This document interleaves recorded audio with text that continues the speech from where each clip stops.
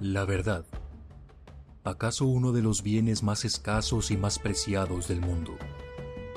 Mitos, mentiras, falsas creencias son los obstáculos que han hecho que la verdad se vuelva oscura y han cegado a la humanidad a través de los siglos.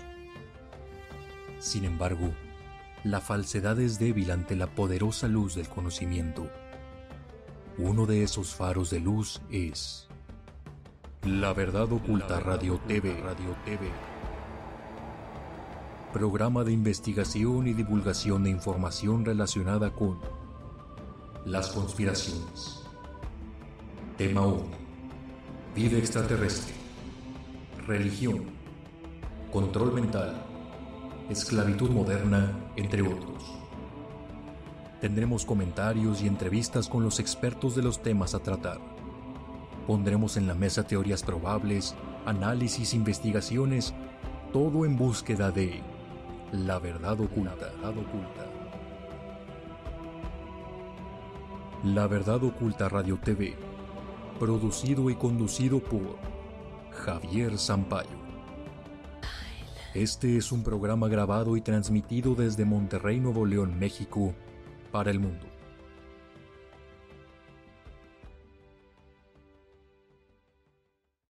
Muy buenas tardes, mi nombre es Javier Sampaio, director del programa La Verdad Oculta Radio TV y creador de terapias de hipnosis holística reparadora. Seguimos aquí en Querétaro y nos topamos a un señor que tiene mucho tiempo en el ramo de la investigación. Carlos Guzmán. Ya hay muchas personas que a lo mejor ustedes lo han visto. Ana Luisa Cid, nuestra amiga Ana Luisa Cid lo ha entrevistado.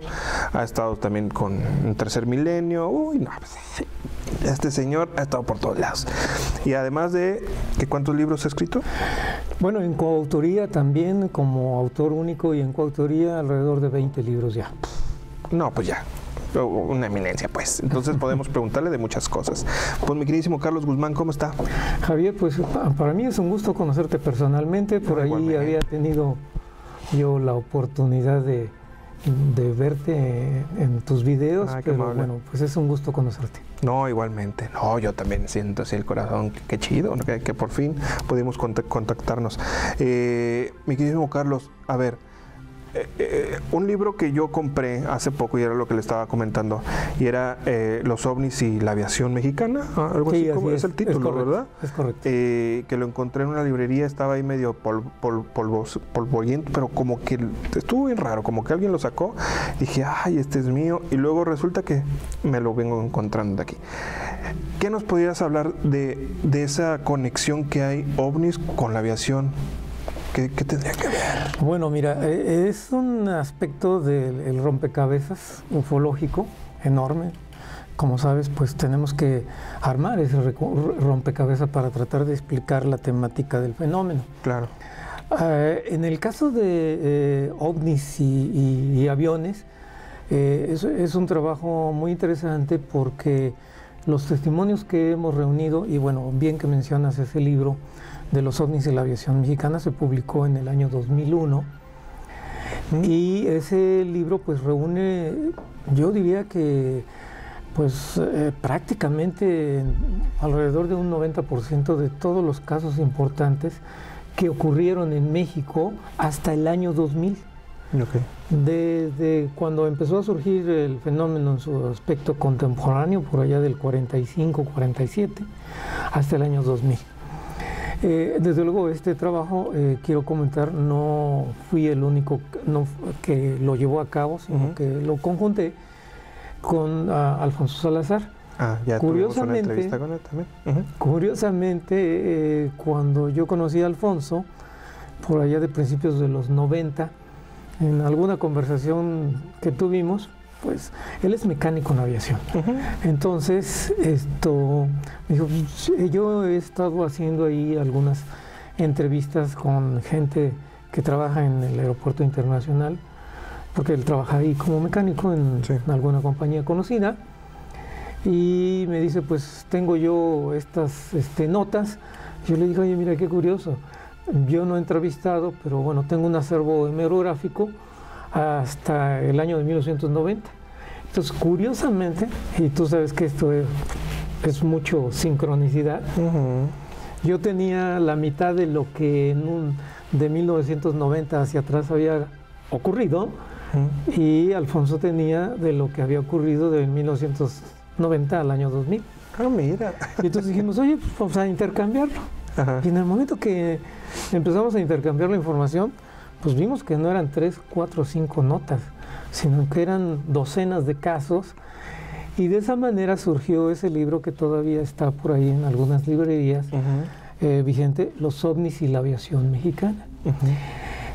Ese libro se divide en 3 partes porque reunimos los testimonios, los registros que se tuvieron de aviones con encuentros de ovnis. ¿Y por qué digo en 3 partes? Porque tenemos una parte del personal de aviones comerciales que tuvieron esos avistamientos. También tenemos de aviones o pilotos privados y los militares. Claro.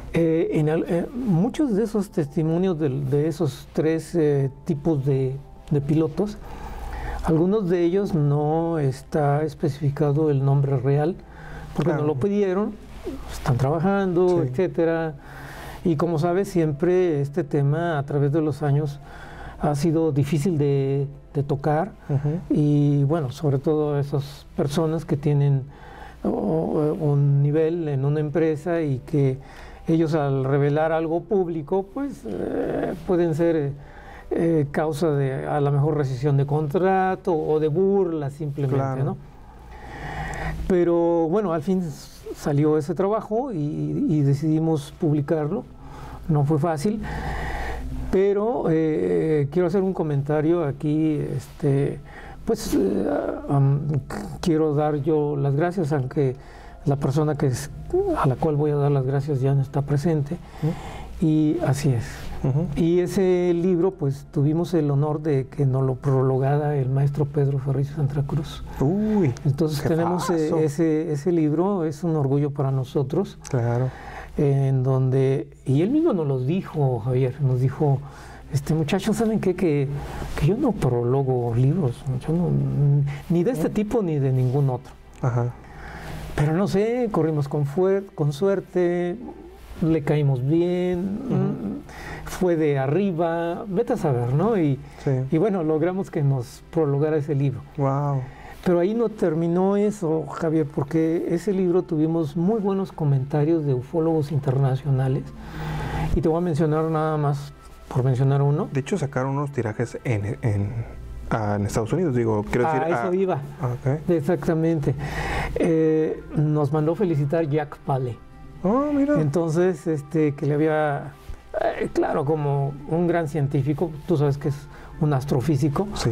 Bueno, tuvo ahí algunos comentarios que, bueno, nosotros al no ser científicos, pues sí cojeamos, ¿no? Yo soy un técnico en administración, Alfonso es un técnico en aviación, bueno, no somos científicos, ¿no? Entonces, bueno, el libro está hecho de una manera sencilla, de una manera de reportero, ¿no? De ninguna manera, y desde un principio pretendimos que esa obra fuese algún documento científico, ¿no? No en absoluto. Pero tuvimos muy buena acogida. Y debido a eso, y para contestar tu pregunta, pasó 1 año, 2 años, y bueno, seguimos recibiendo sobre todo comentarios positivos del exterior, del extranjero. Y entonces yo dije, bueno, pues entonces hay que lanzarlo al inglés.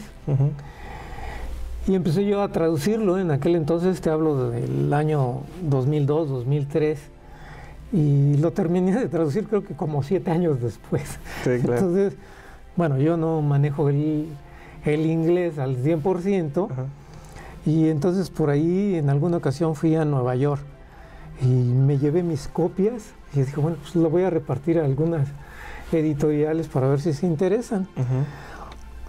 Y resulta que la mecánica de publicitar un libro en Estados Unidos es pero totalmente distinta a la mecánica que conocemos aquí en México. Porque allá tú tienes que conseguir un representante. Ya es con representante a fuerzas. Así entonces. es, si no, no puedes tú, porque es una profesión allá. El representante el que le llaman representante literario, sería la traducción.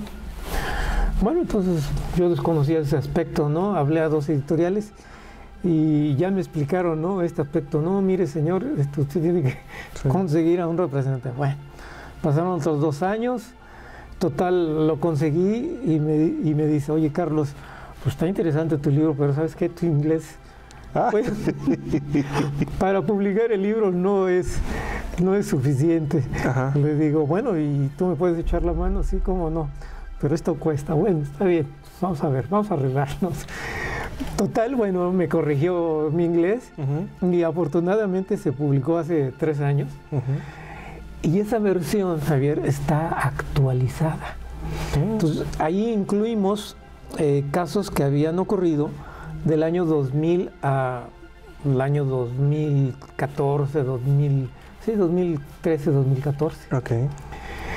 Entonces, pues la publicación del libro en inglés fue de años, pero bueno, por ahí los amigos que estén interesados en encontrarlo, y sobre todo los que de habla inglesa, lo pueden encontrar en Amazon, y si no, en una subsidiaria de Amazon que es Roswell Book.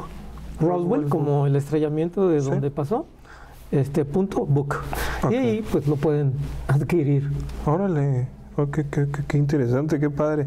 Y bueno, entonces, ¿cuántos casos entonces lograron? Hacia el año 2000, mira, la cuantificación ahorita no la tengo ya en mente, pero fueron docenas de casos, tanto de casos comerciales, casos de pilotos civiles y casos de militares. En el caso de los militares mucho hay referencia hemerográfica. Sí hay algunas que otras entrevistas, puesto que es difícil el acceder a ese tipo de personas. Pues es lo que te iba a preguntar, ¿cómo se abrieron los militares para hablar de esto? Realmente son pocas en forma directa, pero sí muchos casos hemerográficos que yo creo que por accidentes, se enteraron reporteros y entrevistaron ahí al capitán y como eran años, te estoy hablando de casos de años de 1950, de la década de los 60, donde todavía, digamos que no existía una completa restricción y seguramente se les escapó, ¿no? Y dieron la nota, pues sí, yo me encontraba en un viaje de San Luis a Ciudad de México, a X altitud y más o menos, etcétera, ¿no? Y así es como lo revelaron a la prensa. Entonces, eso está en reportes hemorrágicos que yo tengo. Ok. Y luego, esos contactos, o bueno, todos esos avistamientos, ¿solamente fueron avistamientos de ovnis, de platillos, o también hubo, vamos a decir, contacto? Porque tenemos el conocimiento de este piloto que lo utilizaron como si fuera un canal y empezó a transmitir y todos nos quedamos cuando empezamos. Sí, hay en ese libro, yo lo califico así,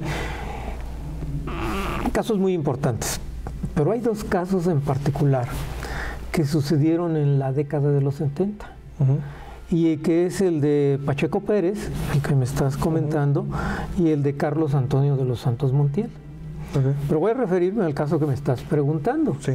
El de Pacheco Pérez. Resulta que es un estudiante de una escuela de aviación del año de 1977, si mi memoria no me falla, y él empezaba a hacer sus ejercicios, sus prácticas.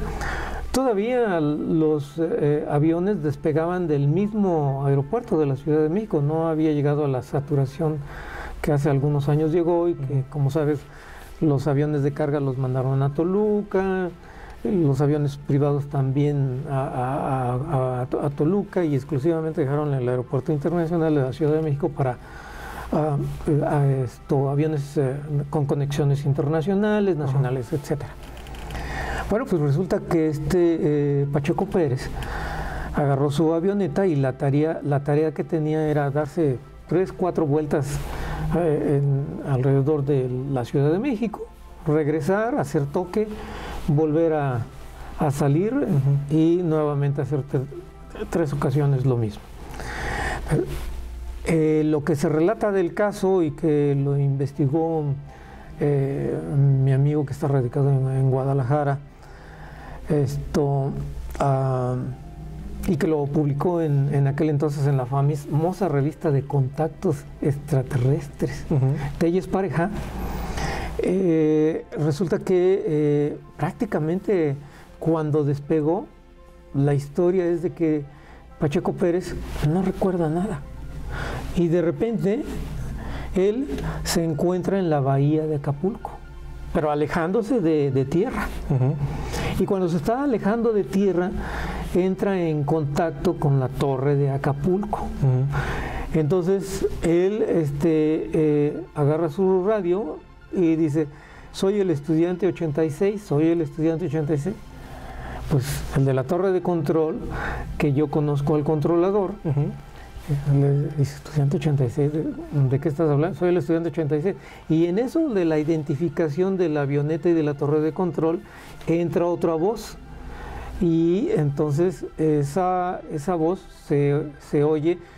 Tengo por ahí algunos pedacitos de esa grabación original, y se oye la voz como si fuera ese tipo de Darth Vader, ¿no? Sí, se escucha como metálica, como sí, con eco.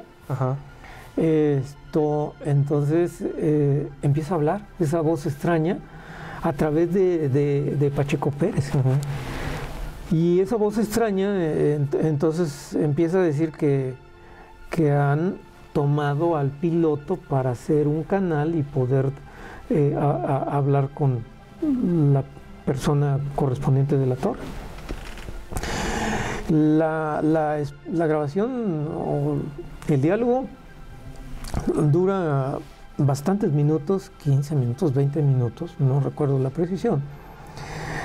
Y lo interesante aquí es que el torrero, el controlador de la torre de control, de Crechi, Carlos de Crechi, le dice: me está vacilando esta persona.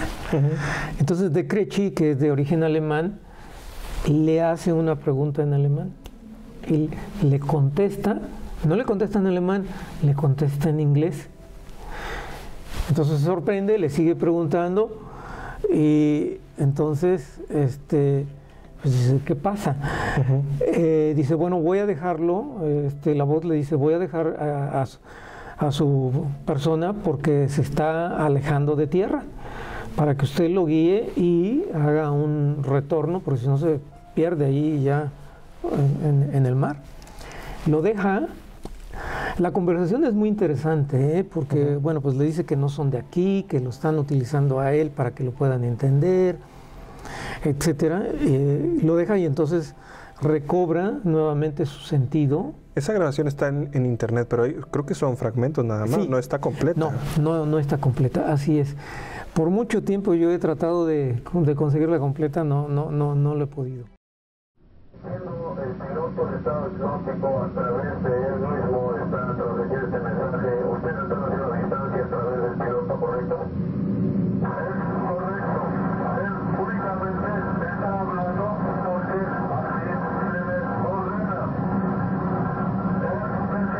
Esta es su voz, él está hablando, pero no lo hace por su voluntad. Lo estamos utilizando a él como si utilizáramos un micrófono. No importa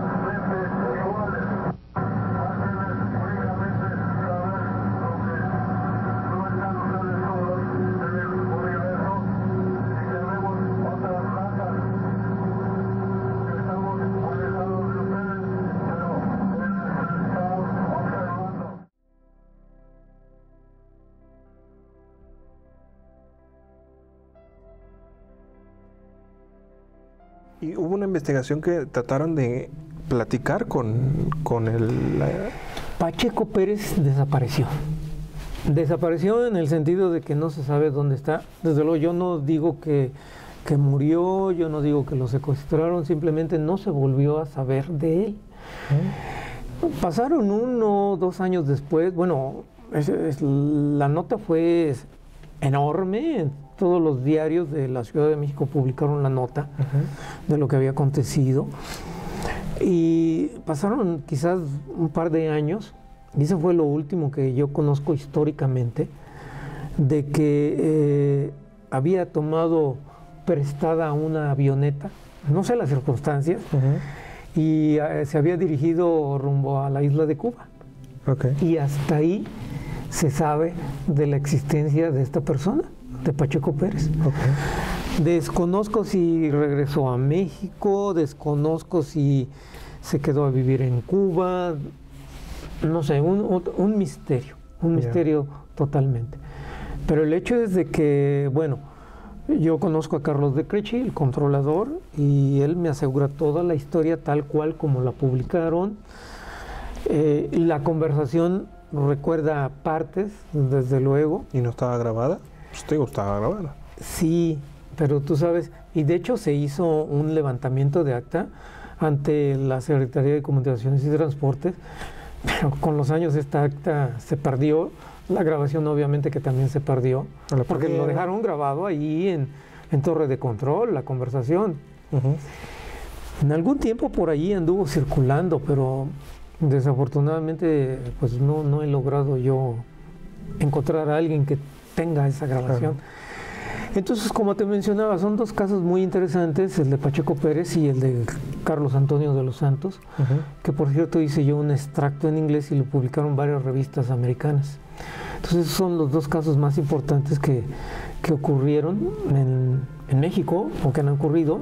Bueno, por ahí hay otros 3, 4 casos, ¿no? Pero creo que de la dimensión de esos casos, puesto que, por ejemplo, el caso de Carlos Antonio, el piloto, que era un jovencito de 22, 23 años, lo reporta a la torre de control. En la torre de control captan en el radar los 3 objetos que están circunvolando la avioneta de Carlos Antonio.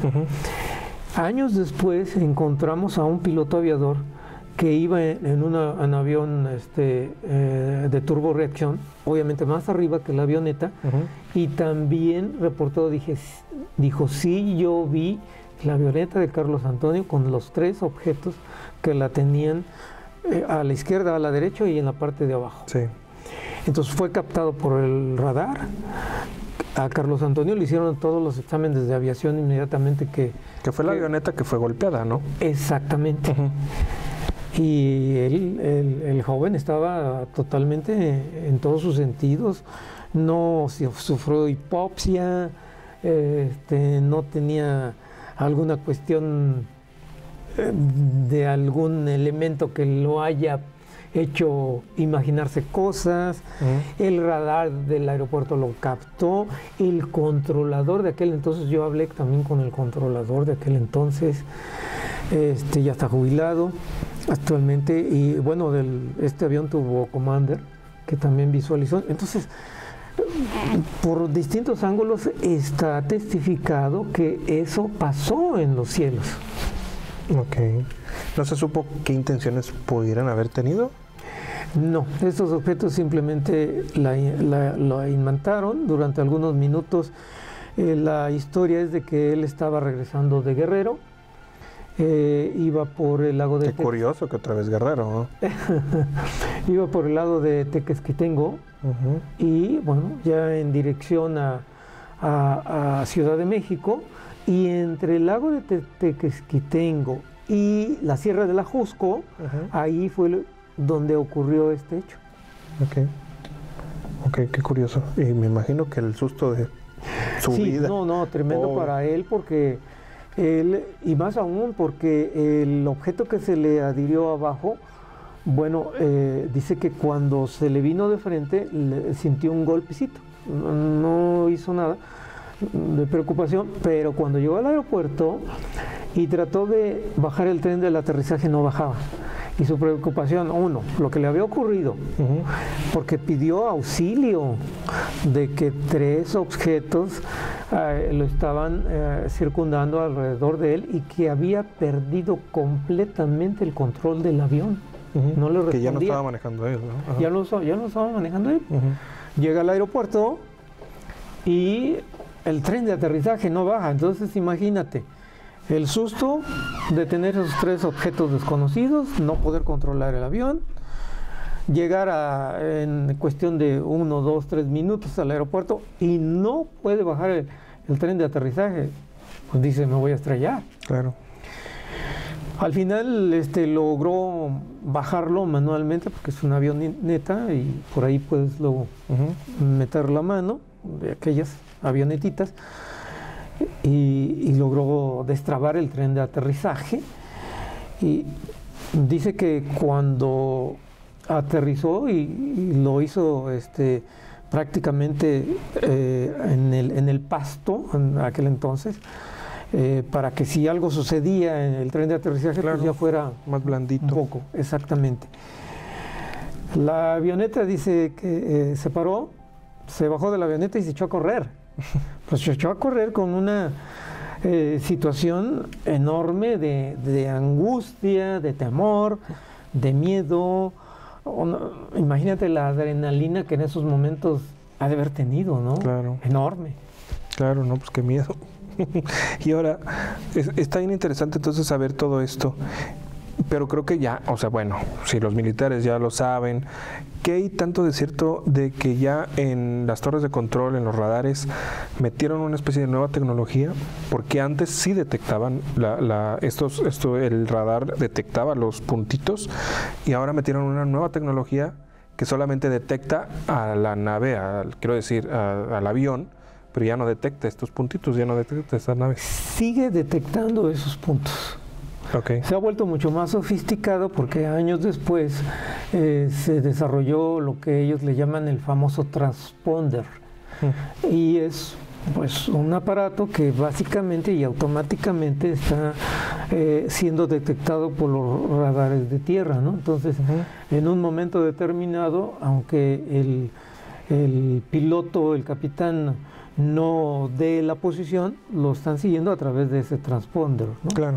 Entonces sí, muchísimo más sofisticados que se han vuelto los radares, porque acuérdate que en aquel entonces, 1970, prácticamente fuera de los 3 grandes aeropuertos, ¿no?, de México, Guadalajara y Monterrey, los demás aeropuertos de la República Mexicana era de control visual. Claro. O sea, no había radares. No, pues ahora ya tenemos GPS hasta en el celular, entonces, sí. O sea, en ese entonces, pues sí tenía, como dices, pues tenía que ser visual y solamente lo tenían, pues, los 3 grandes aeropuertos, ¿no? Bueno, creo que Tijuana también. Claro. Entonces, sí, pues hubo un gran desarrollo de la aviación ya de los 70 al año que estamos. No, claro. Ya es algo increíble, ¿no? Claro, entonces sigue detectando. Sí, lo siguen detectando. Eso sigue apareciendo. De hecho, creo detectando esos objetos raros. Hubo una nota, creo que fue en Japón, en donde todo un aeropuerto se paró porque había un objeto ahí parado y que no podían ni irse ni bajar. O sea, eso no estoy seguro si también pasó algo así similar en México. Bueno, déjame comentar antes que mucho, a mí me han explicado esta situación del funcionamiento, no soy técnico, te estoy explicando lo que recuerdo. Hay que tomar en cuenta también que a cierta altitud ya los radares no detectan, Okay. Entonces tienen sus rangos de altitud para detectar objetos. Okay. Entonces ahí estos objetos pueden estar a esa altitud que esos radares ya pierden y ya no los detectan, ¿no? Ok. Ahora, bueno, hablamos ya ahora de este tema que fue muy interesante o que es muy interesante. Pero ahora, Carlos Guzmán, digo, si ya tienes tantos años de experiencia en esto, que me imagino que a lo mejor a dónde no te has metido o que hayas ido a investigar, ¿qué le ha pasado a Carlos Guzmán? Porque esto son cosas que le han pasado a otras personas, que tú lo has investigado. Pero ahora, ¿qué le ha pasado a Carlos Guzmán? Mira, muy buena pregunta, porque esto hago yo la analogía cuando doy alguna plática, que me invitan a dar alguna plática, alguna escuela, universidad, sociedad médica.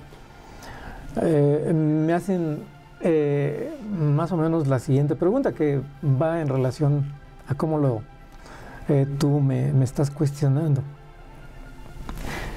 ¿Qué has visto? ¿Eres contactado? La respuesta es, mira, ni he visto, ni mucho menos soy contactado. Y ni quiero serlo, ¿eh?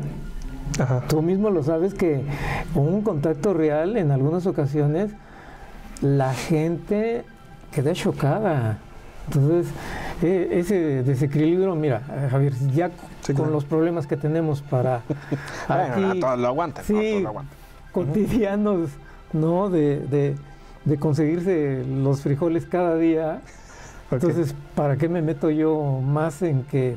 Pero pues te gusta, ¿para qué te haces? ¿Te gusta? No, sí, Pues pero estamos cuéntame, no me digas, oye, fíjate que ahí, mira, en ese cerro, baja la nave y se aparecen, cuéntamelo. No, hasta aquí, ¿no? Pero no vas y te subes. No. ¿Pero por qué, Carlitos, hombre? Por eso, precisamente, porque nos enfrentamos ante algo desconocido. Claro. Te voy a platicar una anécdota. En una ocasión estaba yo en una copiadora y fui yo a sacar varias cosas del tema porque iba a registrar un libro a derecho de autor. Estaba yo compaginando los dibujos que iban ahí. Entonces una persona se me quedó viendo y veía que los dibujos eran de ovnis y cosas parecidas. Y entonces me dice, oiga, ¿y usted cree en esto? Y le digo, sí. Y yo seguí con mi labor porque... Y de repente me hace una pregunta, oiga, ¿y usted conoce que no? Le digo, sí, porque esto. Y me vuelve a hacer otra pregunta. Y me dice, oiga, ¿y usted sí sabe, verdad? Le digo, bueno, pues es que me intereso en esto y como puede usted ver, estoy compaginando aquí un libro que voy a someter a derecho de autor. Oiga, ¿y usted ha oído hablar de los reptilianos? Sí. Pues fíjese que en mi edificio viven 2. Y han pasado cosas muy raras, porque todos los inquilinos ya están abandonando el edificio. Le voy a dar mi teléfono y luego me habla y yo lo llevo. Para que los vean los reptilianos. Pero no lo estaba chamaqueando. No. Así es como se dice allá en Ciudad de México. Están chamaqueando. Sí. No, ¿qué crees que hice? Pues fuiste. No. No, si te dicen que está ahí, que la gente se está yendo y que pasan cosas raras en el edificio, claro. ¿Sabes qué? Platícame nada más. Tómales fotos y luego me las enseñas. Sí.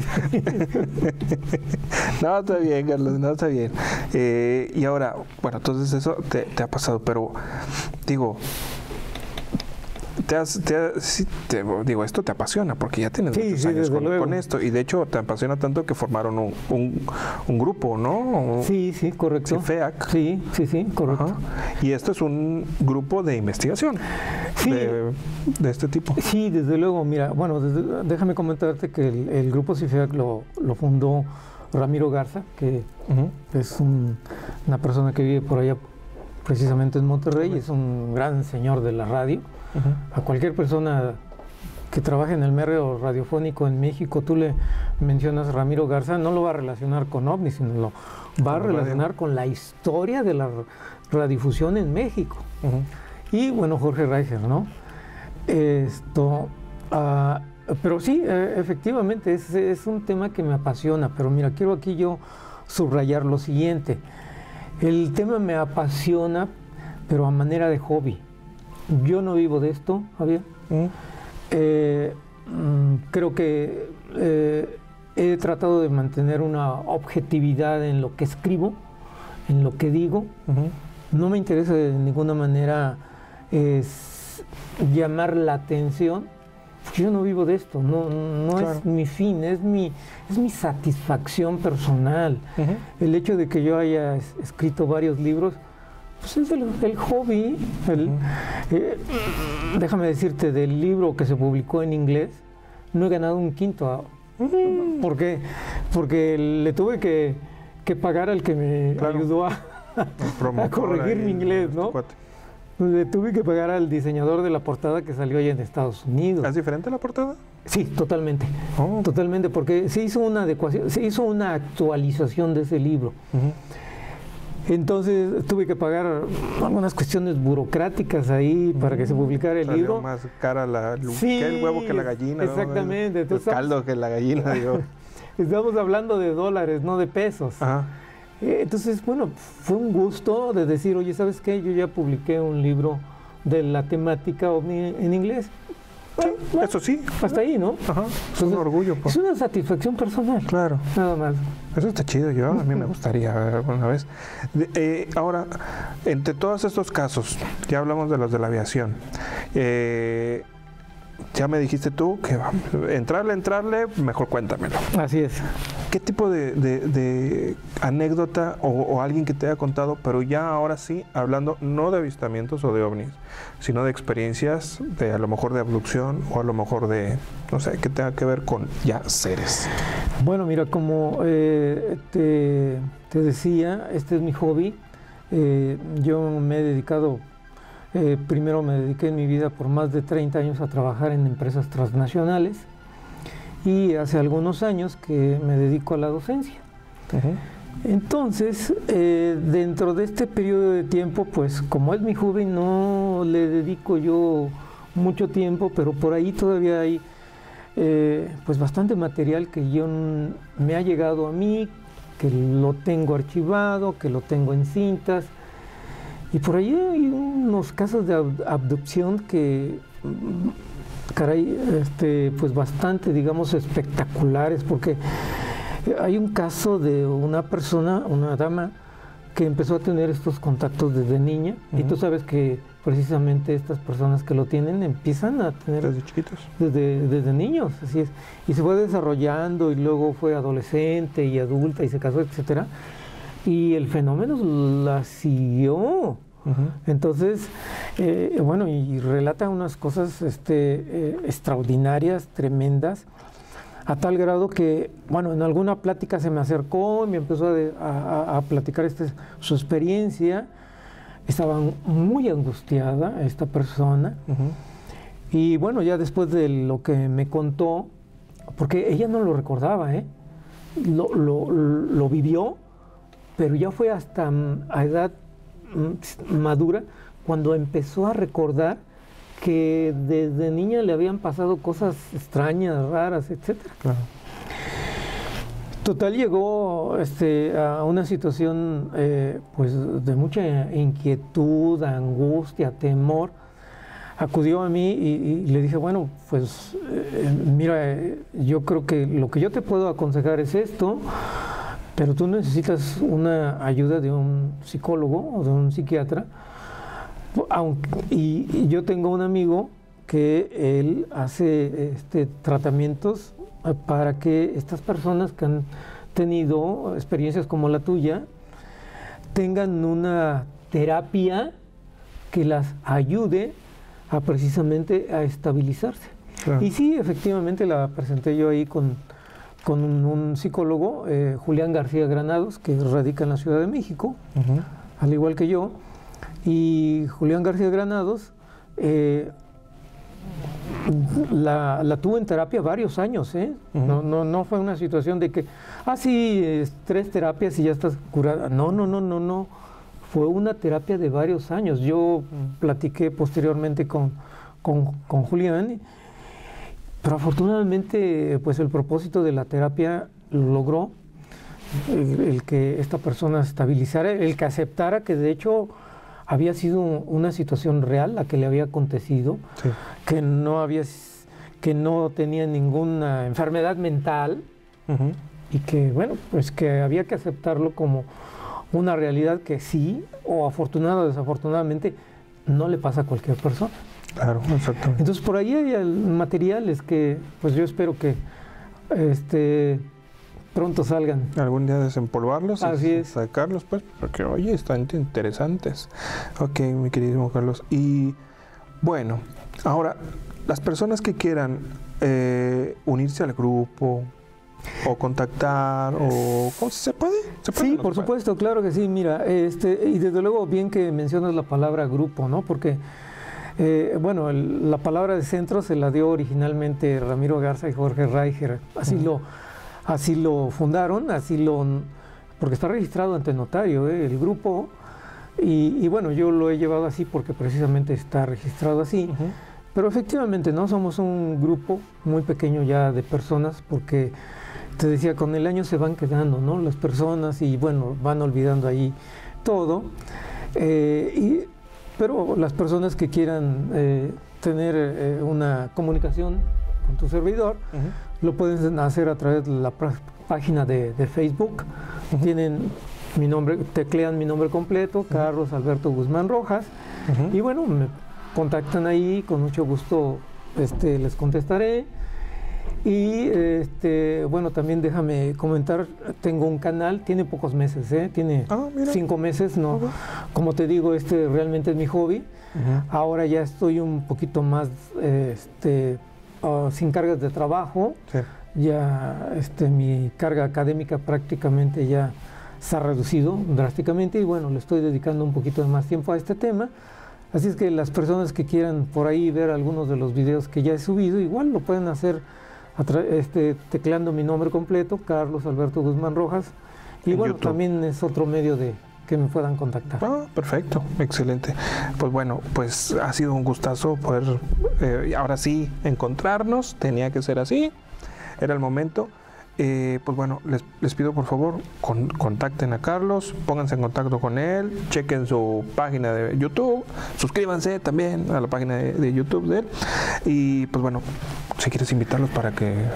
Pues antes de que finalice esta plática, sí, claro. Te agradezco precisamente acercamiento. Como te decía, pues es un gusto conocerte. Bueno. Desafortunadamente vivimos en ciudades bastante retiradas, pero bueno, las personas que te están viendo también, pues no solamente contáctenme a mí, sino aquí por favor también a ver, que gracias. Tiene extraordinario material también por ahí que ha colocado, y pues muy intenso. Yo creo que dentro de la República Mexicana son de las personas que más material de este tipo ufológico y bueno, otros aspectos alternativos llega a colocar. Así es que felicidades, Javier, felicidades. Y pues que sea este punto inicial para que estemos más en contacto, porque lo que yo no sepa, seguramente que tú lo sabrás, lo que yo te pueda enviar, te lo enviaré, y viceversa, ¿no? Así es que por esa parte me da mucho gusto. No, hombre, y así generamos más fuerza y conocemos más. Claro que sí. Cuentas conmigo. Muchísimas gracias, Carlos. Pues hasta pronto. No te digo que adiós, sino hasta pronto. Ándale, sí, hasta pronto. Y hasta pronto también ustedes. Suscríbanse, compartan, den like y nos vemos a la próxima. Bendiciones. Bye.